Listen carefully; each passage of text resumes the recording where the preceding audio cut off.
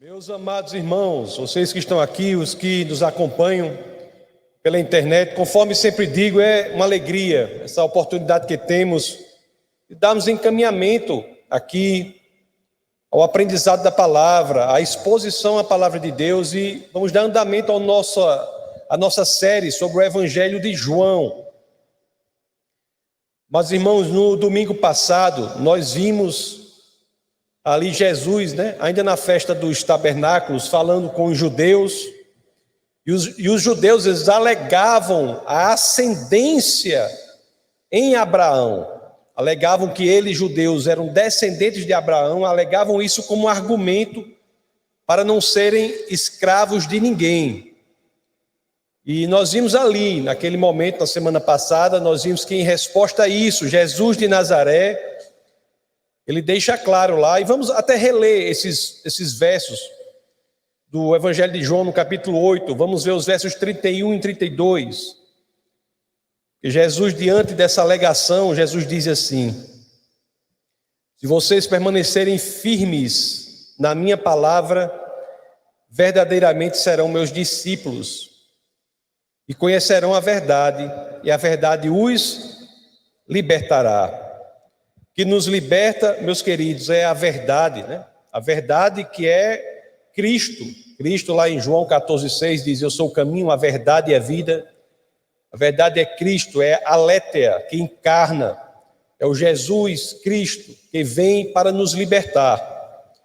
E se querem falar de descendência de Abraão, não é? Como os judeus faziam, que se saiba, esse é o argumento de Jesus, que essa descendência não se dá, no que diz respeito à salvação, pelo sangue, mas por meio da verdade que é liberta, do Cristo encarnado.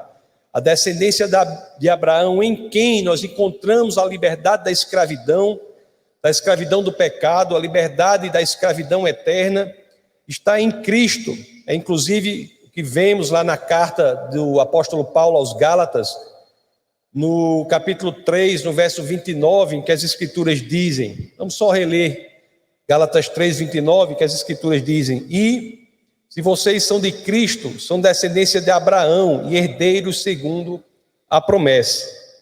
Se vocês são de Cristo, são descendência de Abraão e herdeiros segundo a promessa.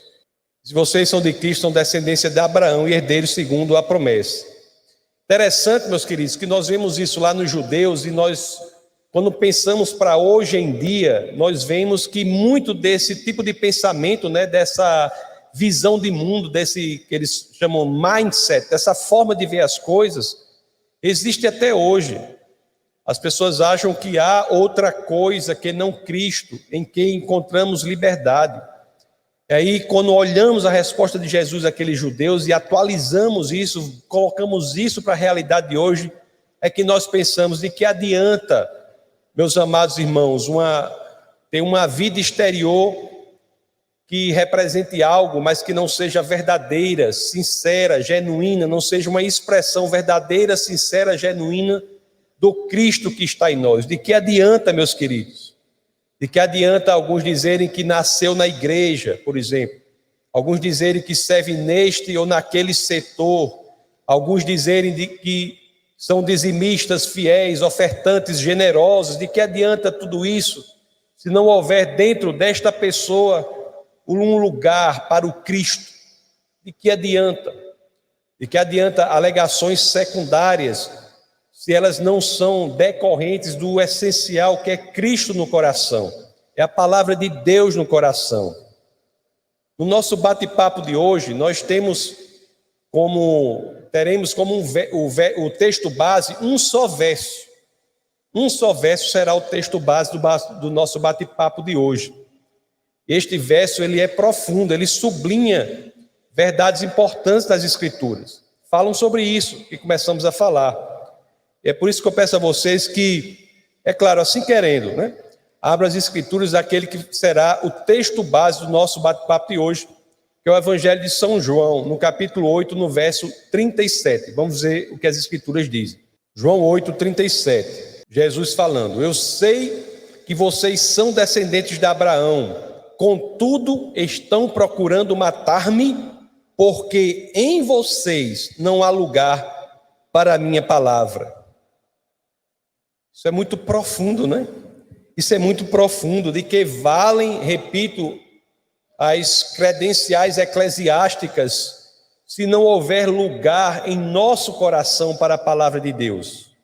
Se não houver lugar em nosso coração para o Cristo, para o Logos, para a palavra encarnada, de que adianta? De que adiantam alegações secundárias, repito, se não encontrarmos no âmbito do nosso coração lugar para a palavra de Deus. Amados irmãos, relendo que João 8,37, eu vou reler. Isso é muito profundo. Eu sei que vocês são descendentes de Abraão. Eu sei tudo o que vocês podem alegar. Eu sei que você está dizendo que é isso, que é aquilo outro. Eu sei tudo isso. Contudo, estão procurando matar-me porque em vocês não há lugar para a minha palavra. Quando nós lemos isso, proveniente da boca do nosso Senhor e Salvador Jesus Cristo, qual é a pergunta que logo surge para mim e para você? Nós devemos nos investigar para que não caiamos no grupo de pessoas a quem Jesus se refere com essas palavras. Quando lemos as Escrituras e devemos ser podadas, limpas por ela, automaticamente a pergunta que surge aqui neste verso qual é? É a pergunta que devemos nos fazer. Qual é ou que lugar a palavra de Deus encontra em nosso coração? É isso que temos que investigar hoje. Que lugar a palavra de Deus encontra em nosso coração? Por isso que é importante, queridos, que nós investiguemos isso agora neste momento e que respondamos a nós mesmos. Você responde a você aí. Que lugar a palavra de Deus encontra em seu coração? Seja sincero consigo mesmo. Investigue, coloque o seu coração sob investigação, sob escrutínio. Que lugar nele a palavra de Deus encontra morada? Que lugar? Você sabe que alguns desses momentos, isso é curioso, a experiência nos mostra que alguns trazem logo à mente assim um sem número de argumentos para justificar o porquê que muitas vezes o lugar que é destinado à palavra de Deus não é um lugar tão bom. Alguns dizem até questão de falta de tempo, né, da correria, somos muito ocupados. Mas se a pessoa pensar um pouco, é interessante essas respostas desse tipo, e até para o ministério também. Nós temos que pensar um pouco, devemos pensar e dizer o seguinte: como podemos estar tão ocupados para assuntos da eternidade? Como podemos estar tão ocupados para lidar com o futuro da nossa alma? Às vezes as pessoas se dedicam a outros tipos de ocupação, quando na realidade estão negligenciando o que há de mais valioso, que é o pensamento sobre a eternidade, sobre como passaremos o futuro, a eternidade. O que é uma grande riqueza para os que logo morrem, que morrem sem Cristo, meus queridos. O homem sábio pensa sobre a eternidade. O homem sábio prioriza o pensamento sobre a sua eternidade, sobre o seu futuro. O tolo, ele é espiritualmente míope, não vê longe. O tolo é aquele cujas preocupações se circunscrevem há algumas dezenas de anos. Se você analisar a vida, o tolo diz que toma conta da própria vida, mas ele tem a impressão de que faz isso em apenas algumas dezenas de anos da sua existência. Isso quando vivem muito, porque algo que deve ser dito é que sim, pessoas também morrem jovens. É a realidade. Nós não podemos negligenciar o pensamento sobre a eternidade. Alguém já disse, né? Uma pessoa pode brincar por dias à beira do precipício, mas haverá o dia do escorregão, e este dia será o dia fatal. Neste dia, o que será essencial? Neste dia, o essencial, meus amados, será saber se no coração daquela pessoa verdadeiramente havia lugar para a palavra de Deus. Então, queridos irmãos, que não posterguemos uma das mais importantes questões para a nossa alma. Afinal, que lugar a palavra de Deus tem em seu coração? Que lugar? Interessante que em 1883, há 137 anos, o grande, dos maiores pregadores, Spurgeon, eu estava vendo, ele pregou sobre este mesmo verso lá na igreja lá que ele servia lá no Metropolitan Tabernáculo.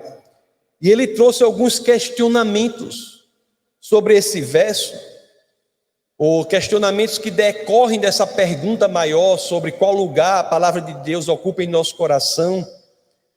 E eu disse, eu vou trazer esses questionamentos hoje aqui para vocês, dessa pregação de Spurgeon há 137 anos. Vou trazer esses questionamentos e vou tentar desenvolvê-los aqui.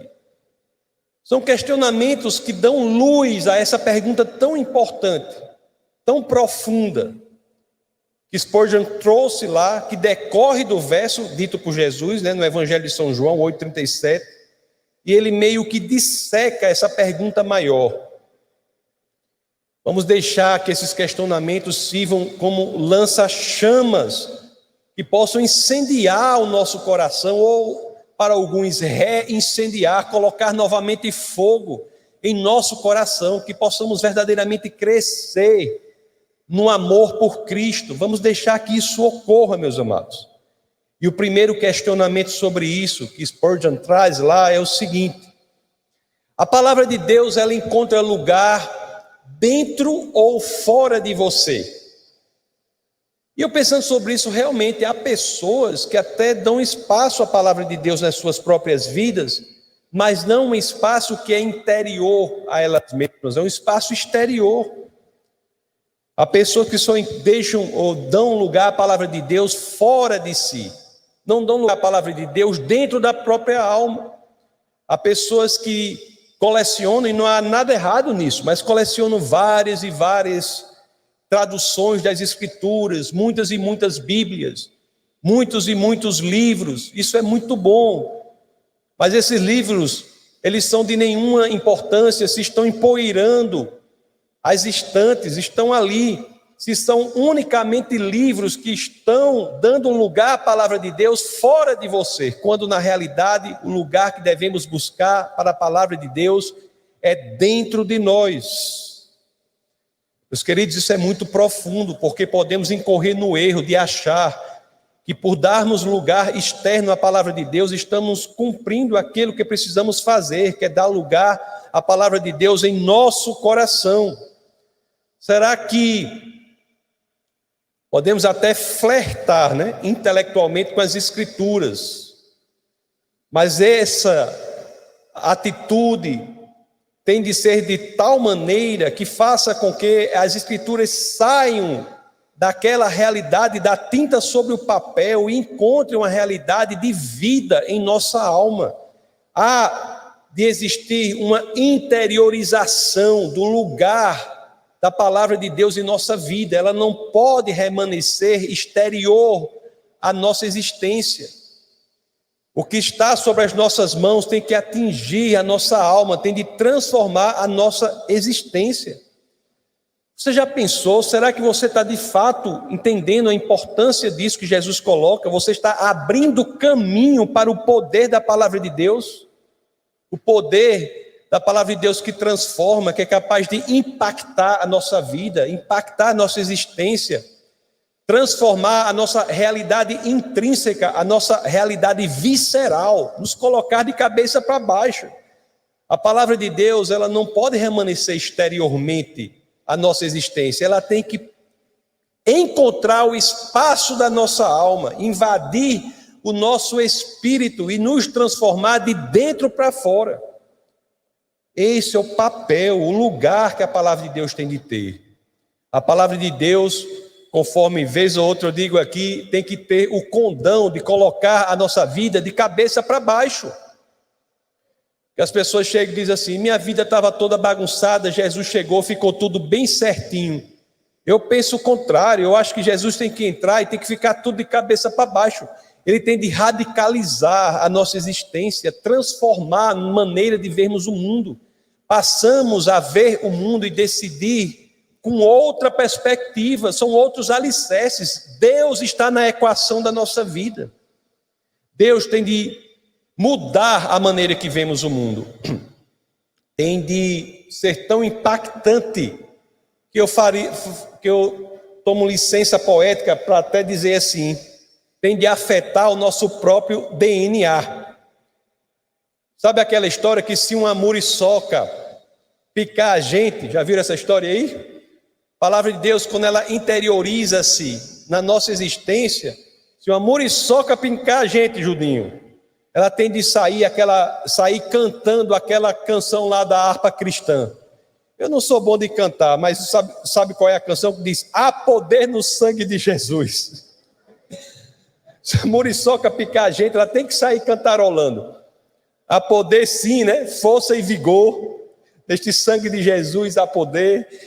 Tem que sair, a muriçoca tem que sair assim. Isso é o poder transformador, meus amados, da palavra de Deus. E a pergunta permanece: será que nós temos experimentado isso? Que lugar a palavra de Deus tem em seu coração? Que lugar? Nós vimos que ela tem que ter um lugar dentro de nós, na nossa alma. E uma outra pergunta que se impõe é a seguinte: será que além disso, a palavra de Deus tem encontrado um lugar de honra na nossa vida? Será que a palavra de Deus tem encontrado um lugar de honra?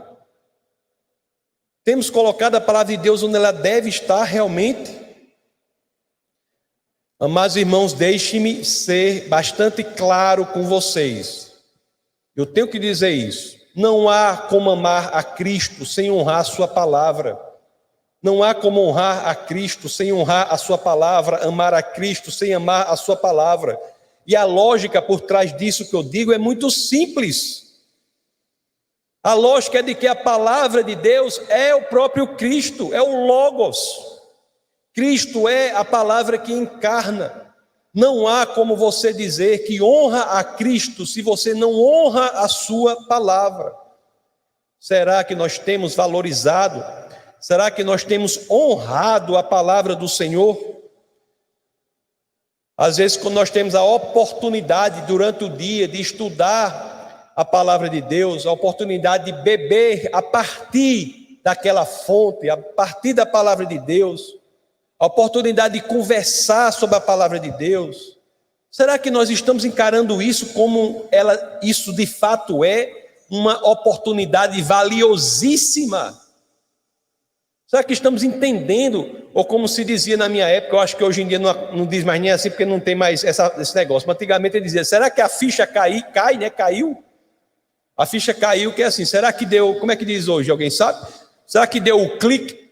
Será que você entendeu que a oportunidade de ser exposto à palavra de Deus, de estudar a palavra de Deus, é uma oportunidade de honrar a palavra de Deus, é algo valiosíssimo? Ou em nós isso pouco se difere do tempo que determinamos a outras coisas de só menos importância? Será que é assim? São perguntas importantes, meus queridos. Qual é o lugar da palavra de Deus em seu coração? Nós vimos que ela tem que ter um lugar intrínseco em nossa alma, e nós vimos que ela tem de ter um lugar de honra em nossa alma. Mas será que ela também encontra um lugar de verdade na nossa existência? Será que de fato dentro de nós temos a percepção de que estamos lidando com aquilo que é a expressão genuína da verdade? Reparem aqui, esse é um trecho conhecido que eu vou ler das Escrituras, mas eu quero que você agora leia esse trecho, como já deve ter feito, mas se o fez, repita, prestando atenção à força e profundidade destas palavras de Paulo a Timóteo. Então vamos ver aqui na segunda epístola de Paulo a Timóteo, no capítulo 3, versos 16 a 17, 2 Timóteo 3, 16 a 17. Vamos ver a profundidade. Toda a Escritura é inspirada por Deus e útil para o ensino, para a repreensão, para a correção e para a instrução na justiça, para que o homem de Deus seja apto e plenamente preparado para toda boa obra. Meus queridos, a palavra de Deus é inspiração de Deus. A palavra de Deus provém daquele que é criador dos céus e da terra. Nós estamos agindo com esse entendimento ao sermos expostos a ela ou não. Quase todos que estão me ouvindo agora, tanto aqui quanto os que nos acompanham pela internet, a maioria, das pessoas está sentada em cadeiras ou poltronas ou em suas casas. As pessoas estão sentadas. E vocês estão sentados porque vocês depositam confiança nessas cadeiras. Vocês colocam fé nessas cadeiras, que elas suportarão o peso do corpo de vocês. É fé. Será que pelo menos mais fé do que depositamos nas cadeiras podemos ter na palavra de Deus, de que ela é suficiente para resolver os problemas, os obstáculos, as dificuldades, fazer com que passemos pelas intempéries e vicissitudes de nossa vida? Será que pelo menos esta fé que você tem na cadeira, que segura o peso do seu corpo, nós podemos colocar nas Escrituras, quando dizemos e entendemos que ela é a palavra de Deus? Confiemos na palavra de Deus, porque ela é a expressão genuína da verdade. Ela é capaz de nos segurar, ela é capaz de nos proteger, ela é capaz de nos resguardar dos efeitos da queda. É a palavra de Deus. Não há nada mais neste mundo, nada que seja mais confiável do que a palavra de Deus. E será que estamos dando este espaço para ela em nosso coração? Será? Que lugar, meus queridos, tem a palavra de Deus em seu coração? Lugar interno deve ter, lugar de honra, lugar de verdade. Mas nada disso adianta, meus queridos, se você não der à palavra de Deus o lugar a partir do qual ela possa governar a sua vida. Será que verdadeiramente nós colocamos a palavra de Deus em um lugar da nossa alma em que há a possibilidade de comando da nossa vida? Será? Andrew Murray, que era um pastor africano, ele morreu há pouco mais de um século aí, não é tão antigo. Ele escreveu certa vez algo, um parágrafo, que eu copiei aqui para ler para vocês. Ele diz assim, abre aspas, a prontidão para acreditar em cada promessa, obedecer a cada mandamento sem hesitação, permanecer perfeito e completo em toda a vontade de Deus, é o único espírito verdadeiro do estudo da Bíblia.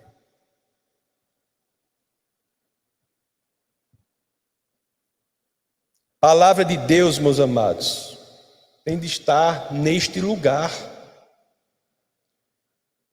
No lugar de comando da nossa existência.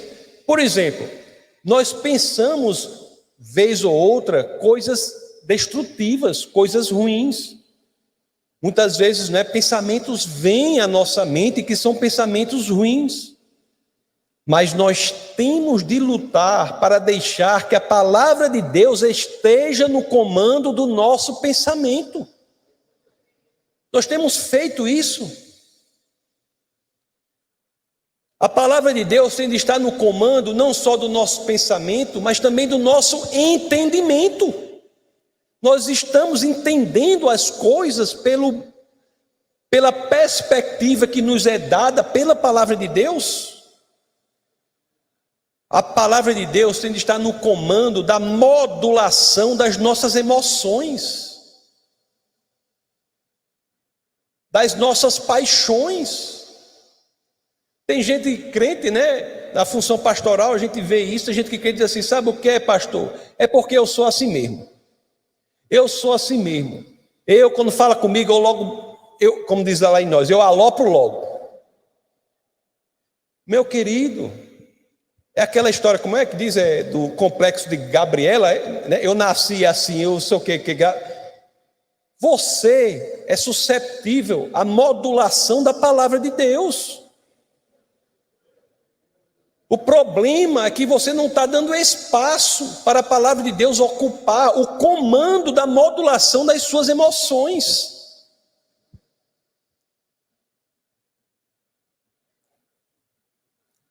A palavra de Deus tem de estar no generalato das nossas ações.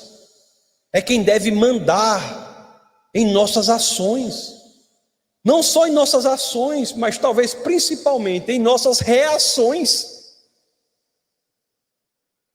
Em nossas reações. Se não faz isso, é porque temos de pensar, será que estamos dando o lugar em nossa alma que a palavra de Deus deveria ter? A pergunta se mantém, né? Que lugar a palavra de Deus tem em seu coração? Tem que ser um lugar interior, lugar de honra, um lugar de verdade, um lugar de comando do nosso pensamento, da nossa vida, das nossas emoções.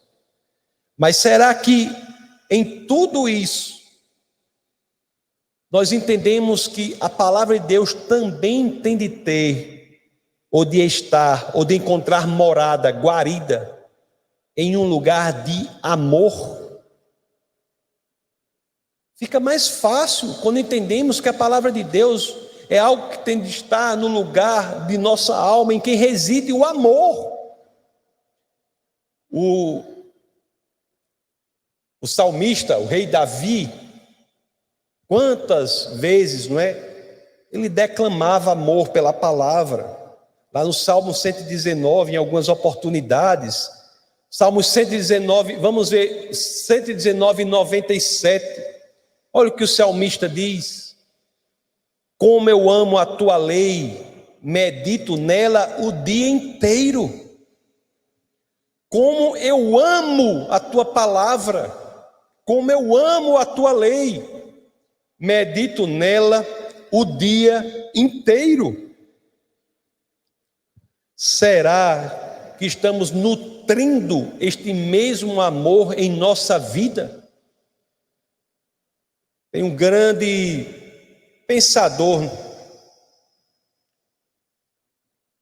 ele é dinamarquês, um filósofo chamado Søren Kierkegaard.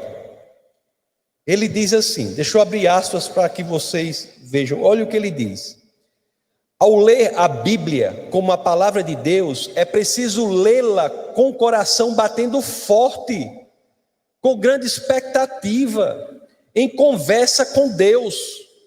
Lê a Bíblia sem pensar ou descuidadamente, ou mesmo academicamente ou profissionalmente, não é ler a Bíblia como a palavra de Deus.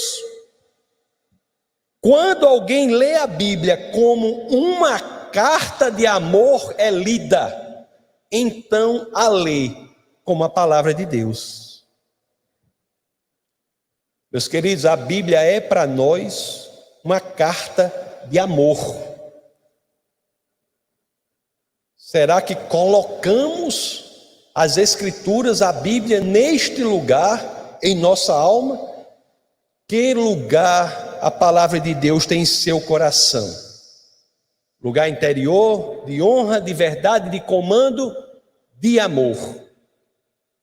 Quando fazemos isso, enveredamos por esse projeto, quando nós nos dedicamos a crescermos neste entendimento, às vezes é um processo, mas temos que decidir fazer. Quando fazemos isso, aí sim é que ela permanece.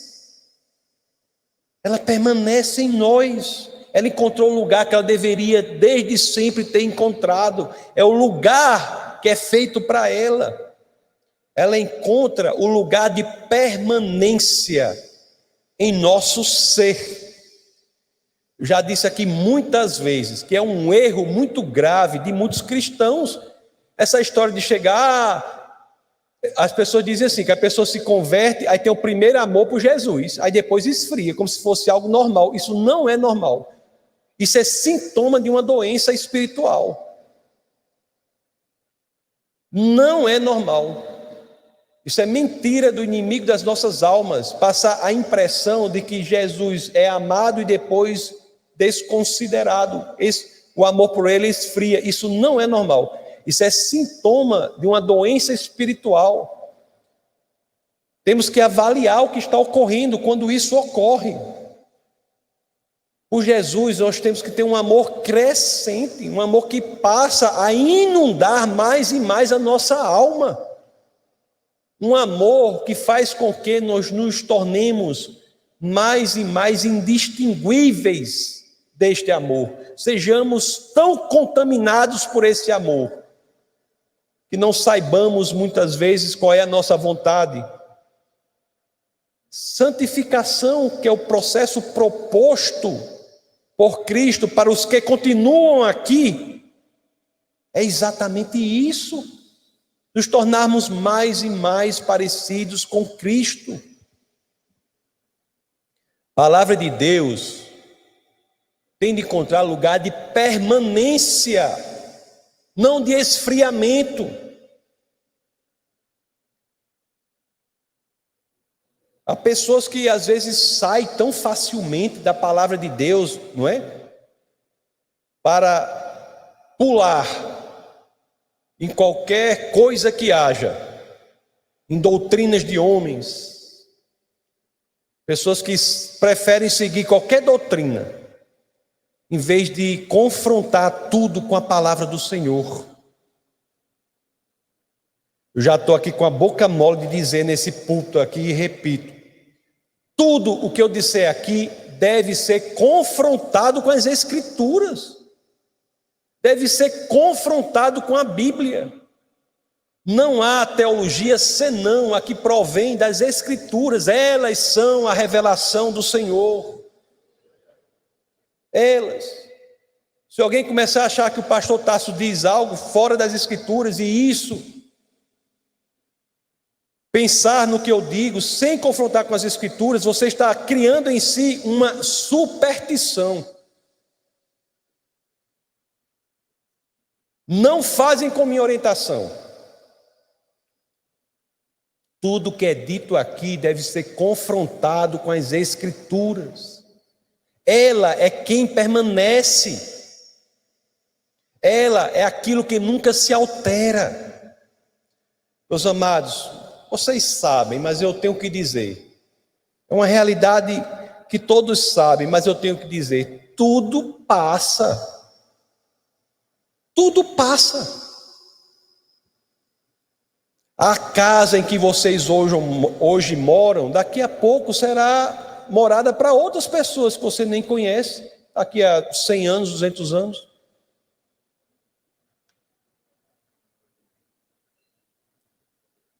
Nada permanece. Só há uma coisa que permanece para sempre: a palavra do Senhor. Isso é o que permanece. Lá nas Escrituras, engraçado que 2 vezes, pelo menos, em Isaías, no capítulo 40, vamos ler os versos 6 a 8. Olha o que as Escrituras dizem. Isaías 40, 6 a 8. Uma voz ordena: clame, e eu pergunto: o que clamarei? Que toda a humanidade é como a relva, e toda a sua glória como as flores do campo. A relva murcha e cai a sua flor, quando o vento do Senhor sopra sobre eles. O povo não passa de relva. A relva murcha e as flores caem, mas a palavra de nosso Deus permanece para sempre. Vai ser o apóstolo Pedro cita isso lá na sua primeira carta. Faz alusão a Isaías na sua primeira carta. Depois vocês leem lá no capítulo 1, versos 24 e 25, o apóstolo 1 de Pedro 4, 1 de Pedro, capítulo 1, 24 a 25, ele faz alusão, ele faz referência à carta de Isaías, ao livro de Isaías. Que lugar a palavra de Deus tem em seu coração? Vamos, meus amados, fazer por onde? Vamos nos dedicar, fazer por onde essa palavra cresça em nosso coração, que ela saia do exterior para inundar a nossa alma, passe a residir em um lugar de honra em nossa mente. Alguém já falou, acho que foi o próprio Spurgeon, ele disse assim: se sua mente for um palácio, a palavra de Deus não poderia estar em outro lugar senão no trono de nossa alma. Que a palavra de Deus encontre lugar de verdade em nós, que cresçamos em confiança e em dependência dela, que saibamos que ela é a expressão genuína da vontade de Deus para a nossa vida, que ela encontre lugar de comando, que quando a nossa vontade for diferente da vontade do Senhor, da vontade revelada em sua palavra, que não tenhamos dúvida e digamos, como o apóstolo João diz lá em João 3,30, é necessário que ele cresça e eu diminua. Que façamos isso tudo com a certeza, com o entendimento de que a palavra de Deus é uma carta de amor para nós. E não é? Aquela, talvez a passagem mais citada das Escrituras, João 3,16, ela fala disso, porque Deus amou o mundo de tal maneira, que mandou seu Filho unigênito para que todo o que nele crê não pereça, mas tenha vida eterna. É uma carta de amor para nós. Jesus consegue ser a carta e o carteiro. Seu ministério é tão complexo, tão rico, que ele é a carta e o carteiro. Assim, com esse entendimento é que a palavra permanece em nós. Amados, tem uma razão para tudo que fazemos. Quando nós nos depararmos, iremos fazer isso, frente a frente com Deus. Nós escutaremos, e essa é a minha oração, o contrário do que foi dito aos judeus ali naquela festa dos tabernáculos por Jesus. Nós escutaremos de Deus assim: amado filho, em você eu encontrei lugar para a minha palavra. Já pensou? Quando nós nos colocamos assim, é que começamos a celebrar de agora. O apóstolo Paulo, ele já se regozijava na iminência da própria morte. Quando a gente estiver perto de morrer, todo mundo alegre. Já se regozijava na iminência da morte. Lá na segunda carta a Timóteo, dá para encerrar, mas eu não posso deixar de falar isso.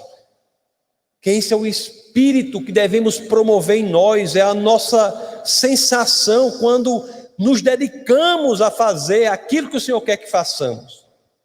Lá na 2 Timóteo 4, 7 e 8, o apóstolo Paulo diz, que cada um daqui vai dizer também, assim oramos, Combati o bom combate, terminei a corrida, guardei a fé. Agora me está reservada a coroa da justiça, que o Senhor, justo juiz, me dará naquele dia, e não somente a mim, mas também a todos os que amam a sua vinda.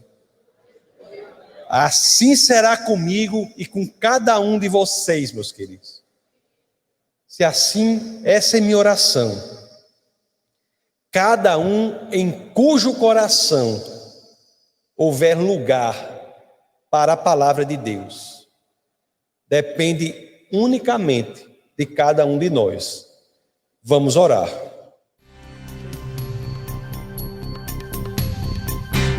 Essa foi uma produção do Ministério Internacional Defesa da Fé, um ministério comprometido em amar as pessoas, abraçar a verdade e glorificar a Deus.